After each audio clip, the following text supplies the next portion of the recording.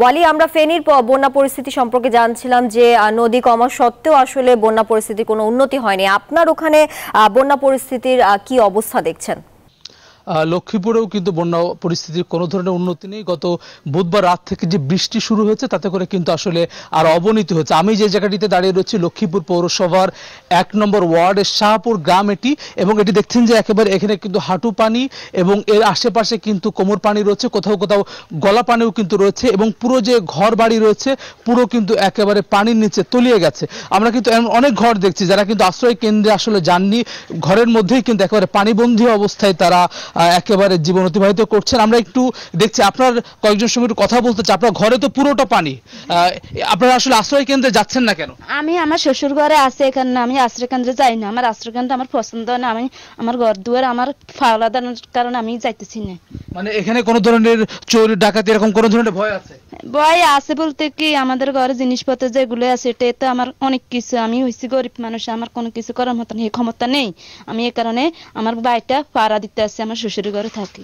এই পুরো জায়গাটা তো এখন আমরা দেখছি যে একেবারে প্লাবিত, পানিতে ভরা, আপনার ঘরও পানিতে। আপনারা আসলে কি কর্ম করতেন, কি কাজ করতেন, এখন আসলে কিভাবে চলছে? জি, আসসালামু আলাইকুম। আমার নাম আলমগীর, আমি কাঠমিস্ত্রি কাম করি। এখন থাকছেন কোথায় মূলত? এখন আমি আমার আব্বার ঘরে থাকতেছি। এখানে আপনাদের জন্য জিনিসপত্র ছিল সেগুলো সরিয়ে নিয়েছেন? জি জি, এগুলা সব চৌকির উপরে উঠে রেখে দিছি ইট দিয়ে। এখানে কি ত্রাণ পৌঁছেছে এখন পর্যন্ত? নানান ধরনের সহায়তা আমরা দেখছি। শুকনা খাবার পৌঁছায়, কিন্তু আসলে ওনারা মানে বলে যে হানি মাঝাহমাত পানি হইলে আমরা ওই ঘরে দিব, এছাড়া আমরা কারোর দিব না। বলতেছি ভাই দেখেন আমাদের ঘরে তো আঁটু সমান পানি, আমাদের দিয়ে যান। এরপরে দেয় না, চলে যায়। যেমনটা আসলে বলছিলাম যে যেই ত্রাণ যেটি আসছে সহায়তা সেটি একেবারেই সামান্য পরিমাণে, এবং পুরো জায়গাটি জুড়েই কিন্তু আসলে একেবারেই প্লাবিত বলা চলে।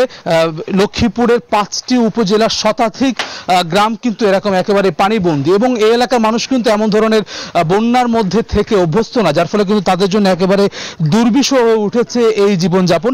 এবং আমরা কিন্তু দেখেছি রাস্তা, সড়ক, একেবারে ফসলি জমি সবকিছু কিন্তু একেবারে পুরোটা একেবারে পানির নিচে তলিয়ে গেছে। এবং এর মধ্যে গত বুধবার থেকে যে বৃষ্টি হচ্ছে সেটির ফলে কিন্তু আরো বেশি। আমরা কি দেখছি আরেকটি ঘর, যেটি আসলে যেই ঘরে আসলে একেবারে পরিবার নিয়ে মানুষজন থাকতেন, এখানে যেরকম তাদের পশুপালন করতেন এবং সংসার পরিচালনা করার জন্য যেসব আসলে উপকরণ সবকিছু কিন্তু ফেলে কিন্তু মানুষ চলে যাওয়া লেগেছে। কিন্তু আপনার ঘর তো আমরা দেখছি, এখানে তো আপনারা কেউ থাকছেন নাকি বাইরে থাকছেন?